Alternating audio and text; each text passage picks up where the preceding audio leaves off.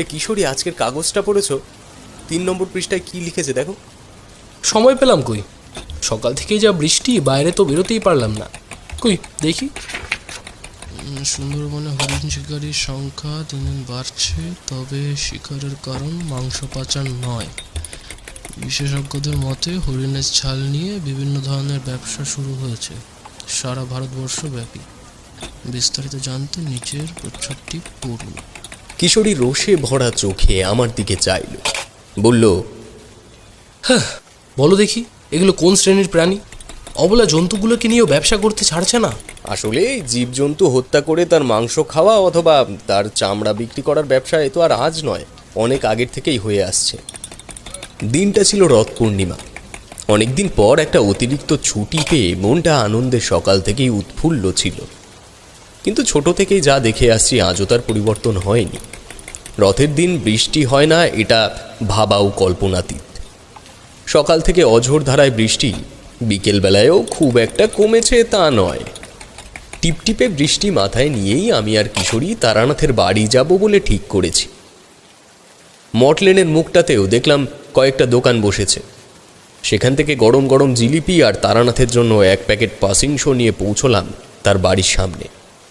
কিশোরী গলা চড়িয়ে বলল, ঠাকুরমশাই বাড়িতে আছেন নাকি?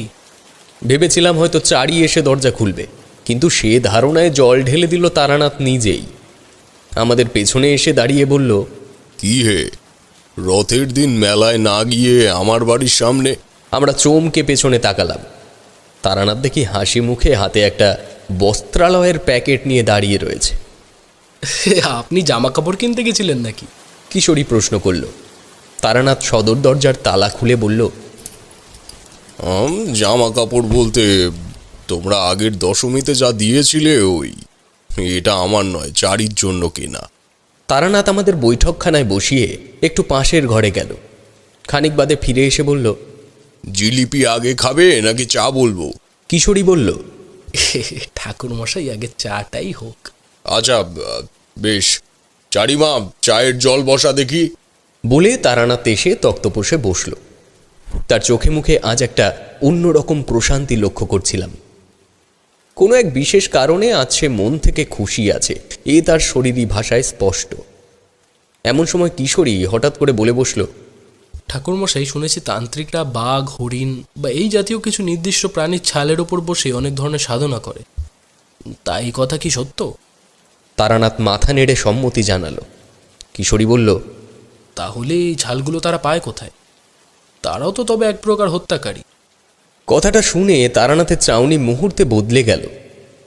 আমি বিরক্ত দৃষ্টিতে কিশোরীর দিকে একবার তাকালাম। এই কিশোরীটাও হয়েছে তেমনি, গল্প শোনার লোভে হোক বা প্রসঙ্গ টানার ভিত্তিতে যাই হোক না কেন, তাই বলে একেবারে হত্যাকারী। তারানাথ দৃঢ় কণ্ঠে বলল, তান্ত্রিক বলতে তোমরা কি বোঝো?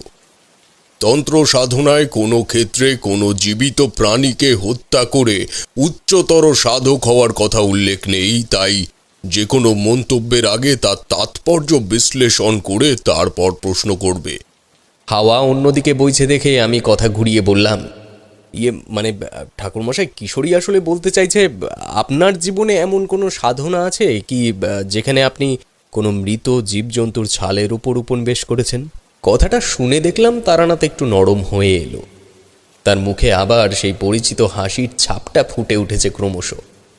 নিচু গলায় বলল, তোমাদের জ্ঞান যে কতটুকু তা জানা সত্ত্বেও আমি মাঝে মধ্যে উগ্র হয়ে পড়ি। আসলে দোষটা তোমাদের নয়।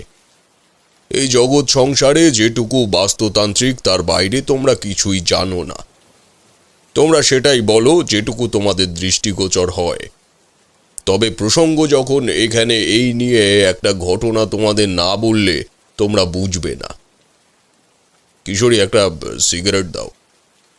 ধোঁয়া চোখের সামনে না দেখলে গল্পটা ঠিক খোলতাই হয় না। কিশোরী দ্রুত পকেট থেকে পাসিং শোয়ের প্যাকেটটা বের করে তারানাথের দিকে এগিয়ে দিল। তারানাথ তার থেকে একটা সিগারেট বের করে আঙুলে দুবার পাকিয়ে ধরিয়ে নিল। এই সময় ঘরে চারি এসে চায়ের কাপ প্লেটগুলো নামিয়ে চলে গেল। তারানাথ বলল, এখানে রাখ, এই নাও চা খাও, আমি গল্পটা শুরু করি। আমার ভবঘুরে জীবনের শুরুর দিকের ঘটনা। তখন সবে মধুসুন্দরী দেবীর আশীর্বাদ ধন্য হয়েছি। রাস্তায় রাস্তায় ঘুরে বেড়াই, কিন্তু রাত হলেই মনে হয় বরাকর নদীর তীরে ফিরে যাই। কোনো মতেই নিজেকে সামলাতে পারি না সেই সময়। কিন্তু এই মোহ আমায় ধীরে ধীরে আমার লক্ষ্যের প্রতি দুর্বল করে তুলছে, তা বেশ বুঝতে পারছিলাম আমি।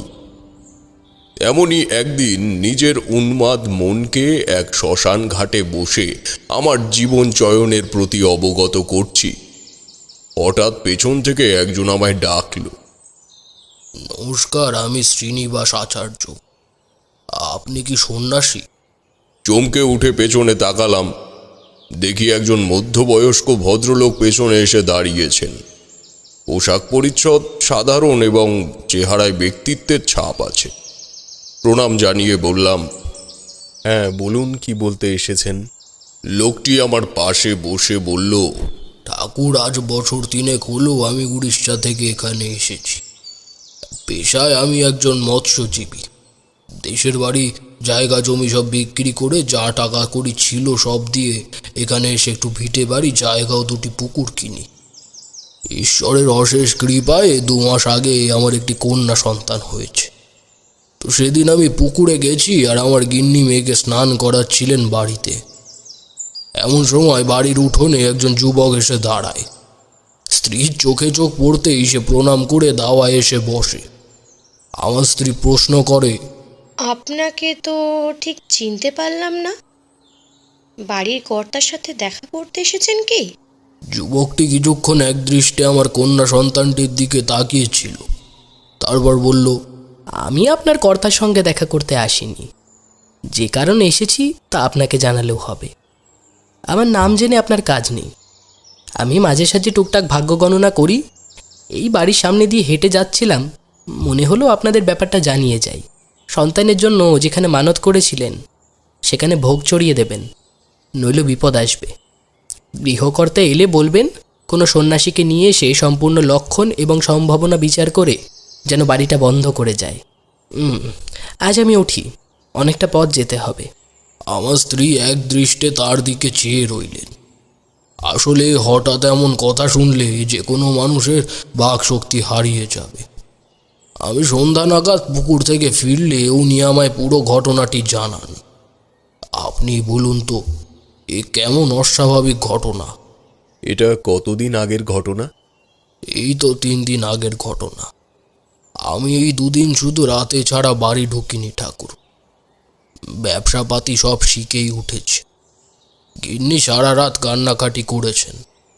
বুঝতেই তো পারছেন, হঠাৎ এমন একটা কথা কেউ বলে গেলে মনের ভেতরে কি হয়। আপনি চিন্তা করবেন না আচার্য মশাই, চলুন আমি আপনার সাথে যাচ্ছি।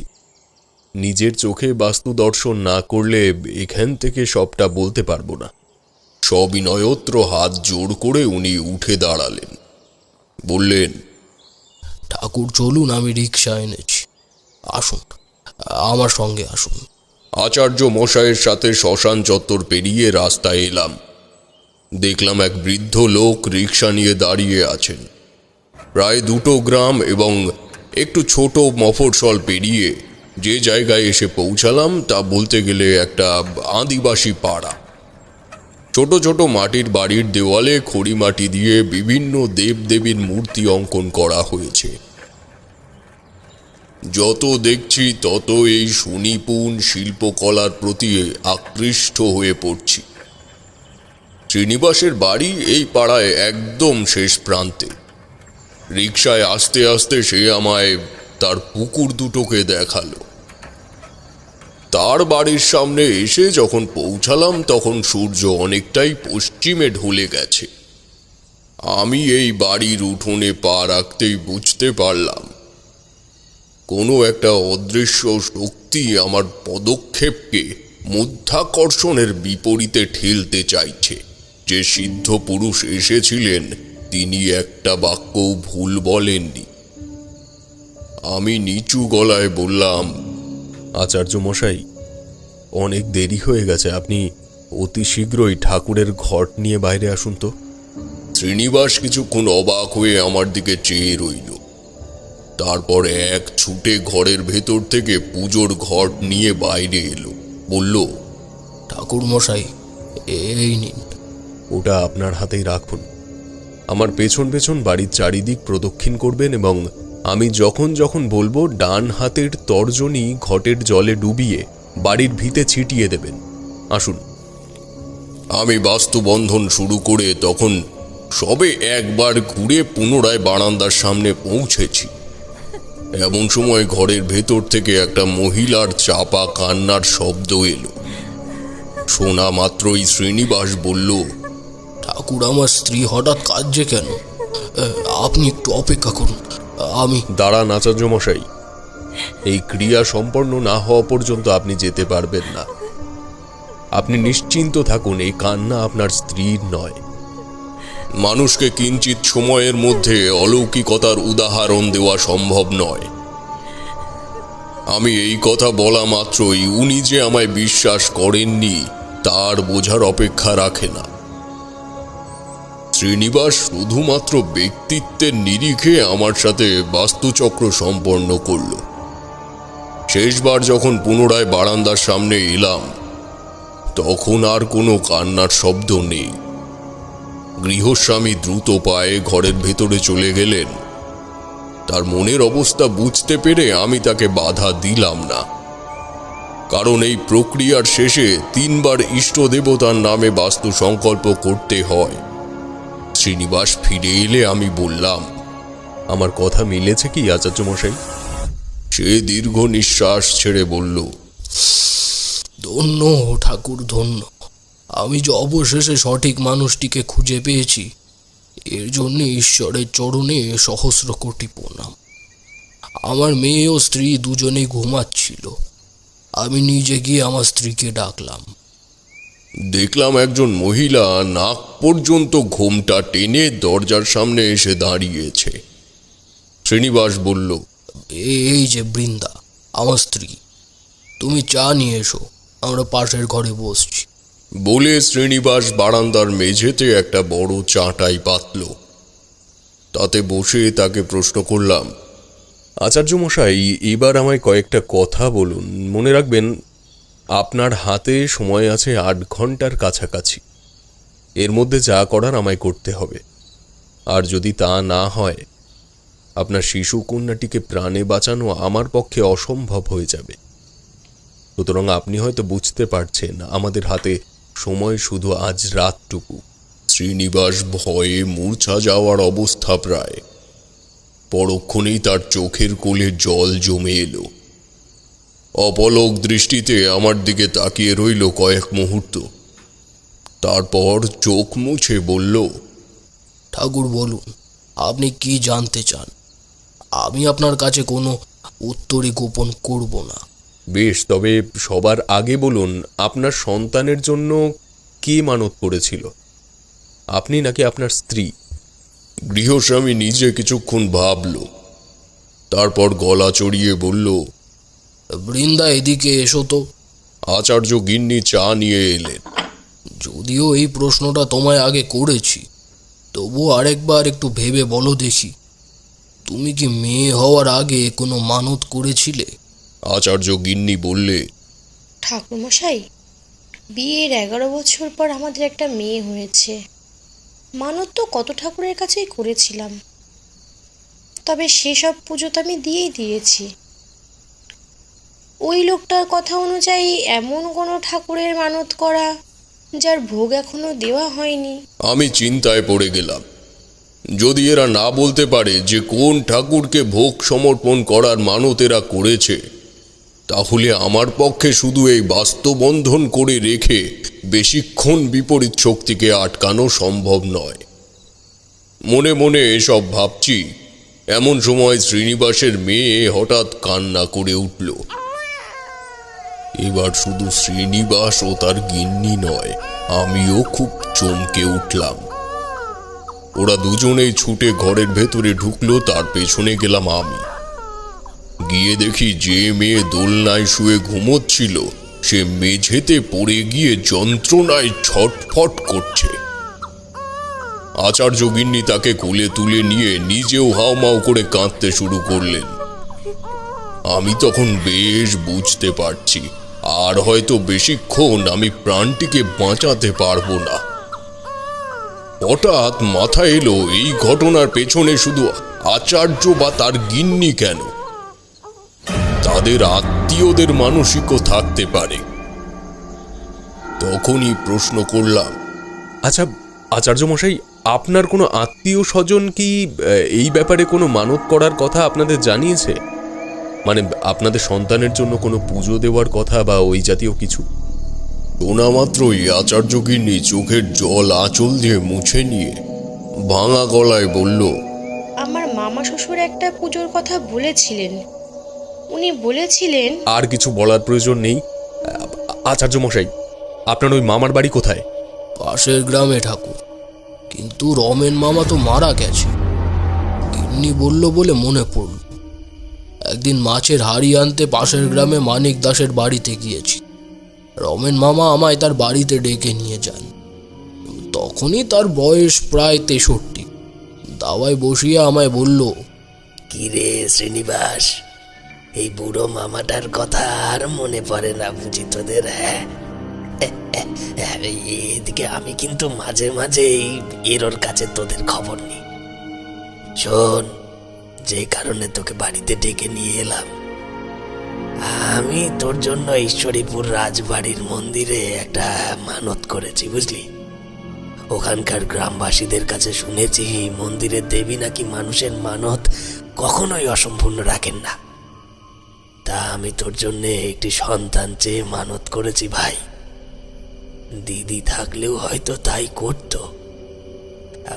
যাই হোক, আমার অবস্থা ভালো না, তাই আমি যদি কিছুদিন বাদে এই পৃথিবীতে আর না থাকি, তবে ঈশ্বরীপুর রাজবাড়ির মন্দিরে তুই একবার যাস।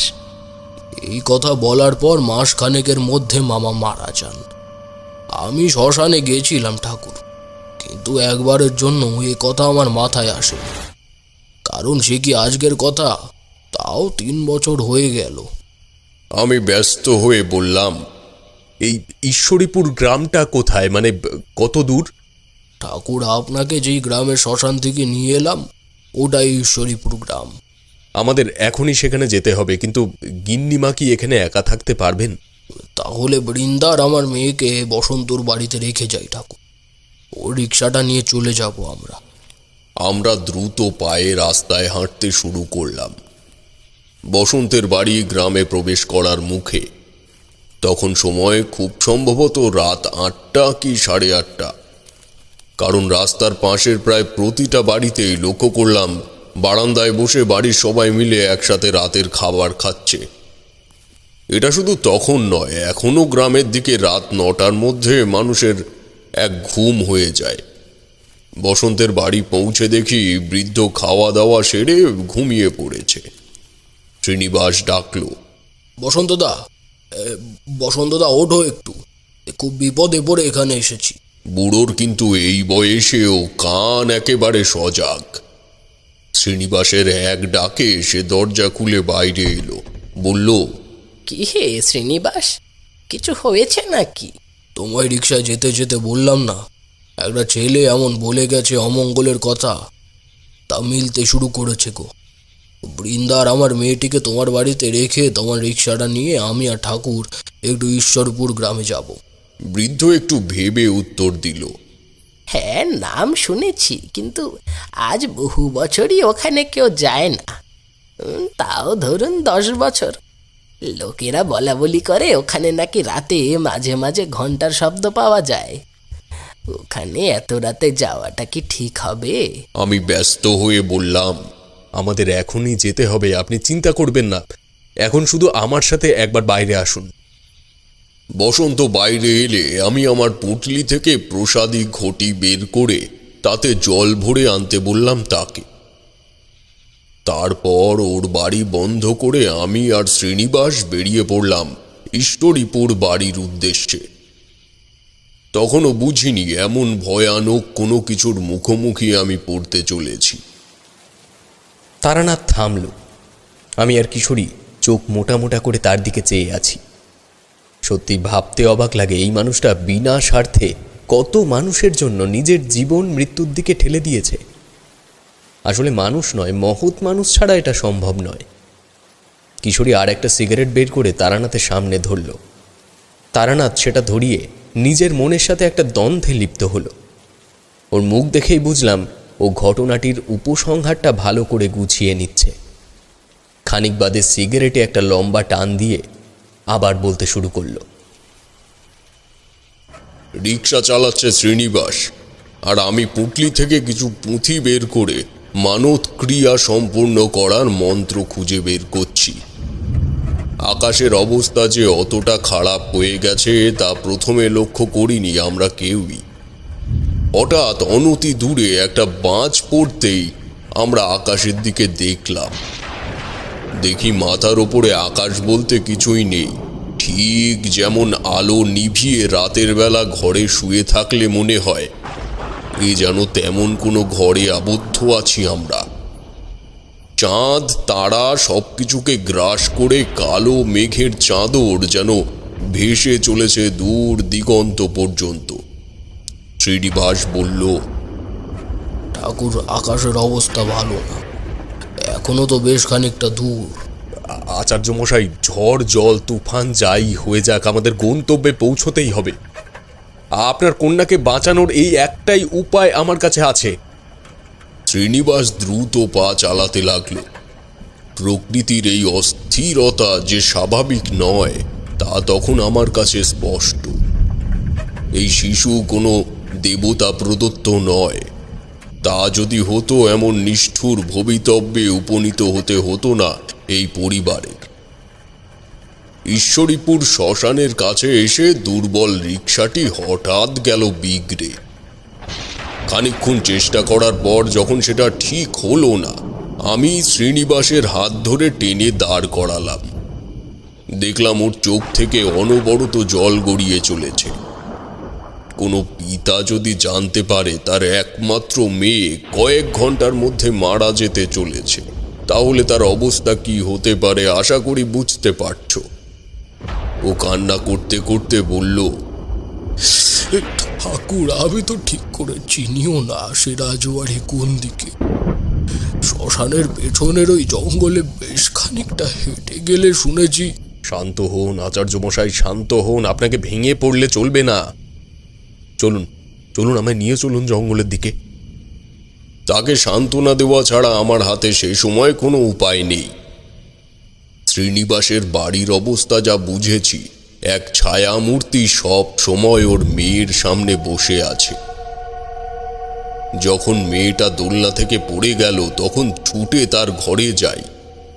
আমি তখনই লক্ষ্য করেছি একটা ছায়া দোলনার নিচে বুকে ভর দিয়ে শুয়ে আছে। আমি আকস্মিক ভয়ের উদ্বেলকে মনে চাপা দিয়ে রেখেছিলাম শুধুমাত্র তাদের মানসিক শক্তিটুকুকে না ভেঙে দেওয়ার জন্য। মনে রেখো, মধ্যবিত্ত পরিবার যে কোনো বিপদের পরিস্থিতিতে মানসিক শক্তি হারিয়ে ফেললে মৃত্যু একটা নয়, অজস্র নেমে আসতে পারে। কারণ অন্য জগৎ থেকে যেসব জীব মানুষের আত্মা বহন করে তাদের জগতে নিয়ে যায়, তারা লক্ষ্য রেখে যায় কার ওপর এই ঘটনার প্রভাব বেশি পড়েছে, সেই হয়ে ওঠে তাদের পরবর্তী শিকার। অজানা অপরিচিত জঙ্গলের মধ্যে উন্মাদের মতো ছুটে চলেছে শ্রীনিবাস। আমরা কেউ জানি না সে রাজবাড়ি কোথায় এবং আদৌ এ জঙ্গলে কোনো রাজবাড়ি আছে কি না। জঙ্গলের কতটা গভীরে ঢুকে এসেছি জানি না। শ্রীনিবাস আমার দৃষ্টির আওতায় নেই তখন। এমন সময় কানে ভেসে এলো একটা মৃদু ঘণ্টার ধ্বনি।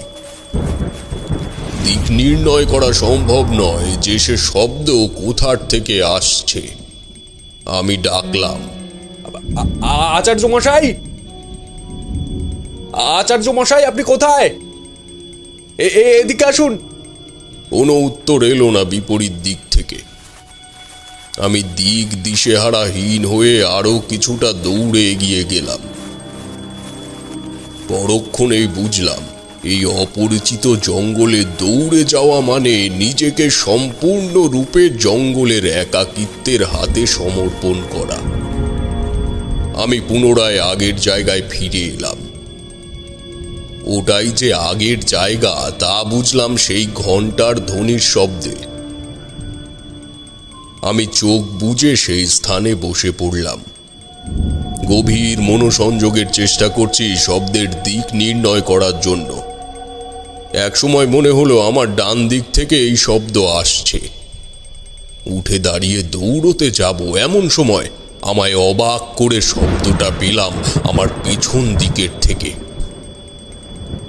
বুঝলাম এই প্রকার চলতে থাকলে আমি এই স্থান থেকে কোথাও নড়তে পারবো না, আর বিপরীত শক্তি তার ইন্দ্রজালে আমায় আষ্টে পৃষ্ঠে জড়িয়ে ধরবে। মনকে শান্ত করে পেছন দিকে ফিরে দৌড়তে শুরু করলাম। অন্ধকারে ঢাকা অজ্ঞাত জঙ্গলে মাঝে মাঝে চমকানো দিক দিগন্ত আলোকিত করা বিদ্যুতের ঝলকানি তখন আমার একমাত্র পথ নির্দেশক। কত দূর এগিয়ে এসেছি জানি না, হঠাৎ থমকে দাঁড়ালাম।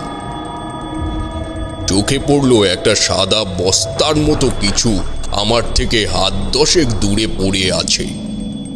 মনের মধ্যে অজান্তেই একটা ভয়ের সঞ্চার হলো। আমি পা টিপে টিপে সেই বস্তুটি লক্ষ্য করে এগোতে শুরু করলাম। বেশি দূর এগোতে হলো না।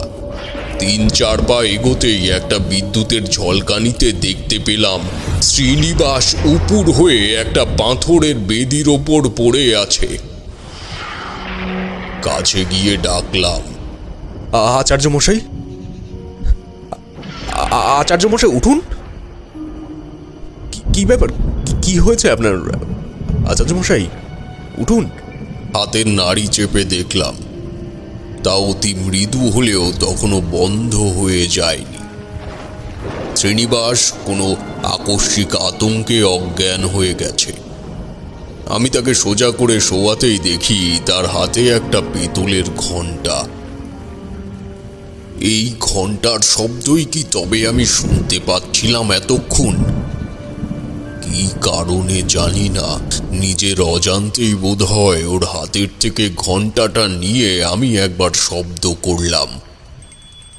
সেটাই ছিল ওই রাতের অনিষ্ঠতার সূত্রপাত।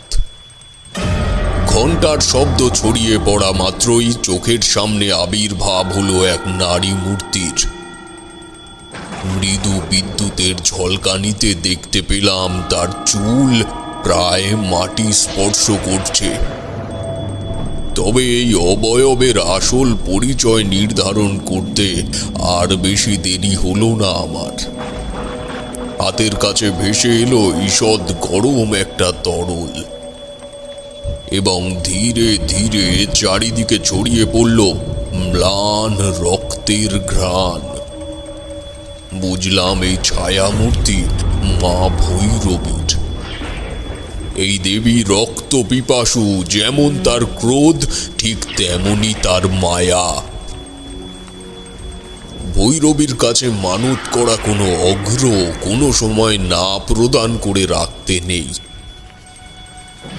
অন্যথায় এই দেবী মানতকারীর জীবনে যে বস্তুর আবির্ভাব ঘটাবে তা মুহূর্তে ছিনিয়ে নিয়ে যেতে বিন্দু মাত্র সময় নেবে না। এই কারণেই নির্দিষ্ট কিছু ধনী মানুষ ছাড়া মা ভৈরবীর কাছে কেউ মানত করেন না।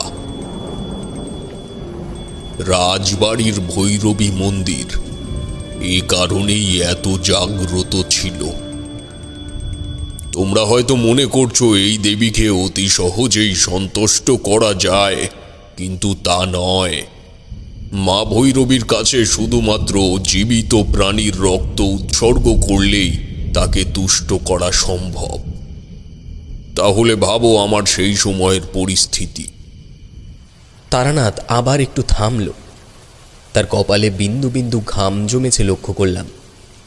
কিশোরী বলল, সে সময় তো আপনি আর শ্রীনিবাস ছাড়া জীবন্ত মানুষ বলতে কিছুই ছিল না। কি করে কি করলেন আপনি? তারানাথ অন্যমনস্ক হয়ে পড়েছিল বোধহয়। বলল,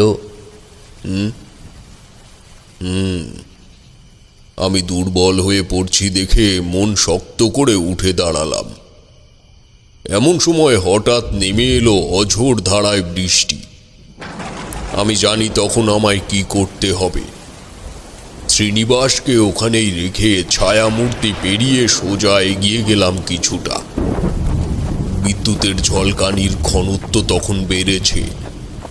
সেই আলো আধারিতে কুয়াশা সমান আচ্ছাদিত বৃষ্টির মধ্যে আবিষ্কার করলাম একটা ভগ্নপ্রায় মন্দিরের ধ্বংসাবশেষ। ধ্বংসাবশেষ বলছি কারণ ঘরটির চালা 4টে দেওয়ালের মধ্যে ভেঙে পড়েছে। তবে এখানে যেটা নতুন চোখে পড়ল তা হলো একটা ছোট কুশি। মন্দিরে চরণামৃত প্রদানের জন্য যেই কোষাকুশির প্রয়োজন হয়, এটা হলো তারই একটা অংশ। সুতরাং আমি যে স্থানে দাঁড়িয়ে রয়েছি সেটাই সম্ভবত রাজবাড়ির মন্দির সংলগ্ন অঞ্চল। তাই ওই স্থানেই পুটলির থেকে একটা গেরুয়া বিছিয়ে তার উপর উপনিবেশ করলাম। মা ভৈরবীকে সাধনার মাধ্যমে শান্ত করার একটাই উপায় আমার গুরু বলেছিলেন, তবে নিজের চোখের সামনে এই প্রক্রিয়া কখনো দেখিনি বা করিনি। কি হবে পরিণতি, কি হবে আমার জীবনের, এইসব কোনো কথা মাথায় আসছে না তখন।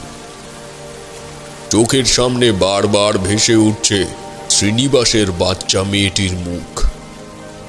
ভৈরবী চক্রের প্রয়োজনীয় উপকরণের কোনো কিছুই তখন আমার কাছে নেই। যেমন যে এই চক্র করবে তাকে মৃগ চর্মাদির উপর উপনিবেশ করে সিঁদুর কিংবা রক্ত চন্দন দিয়ে আসনের সামনে একটি চতুষ্কোণ অঙ্কন করতে হবে।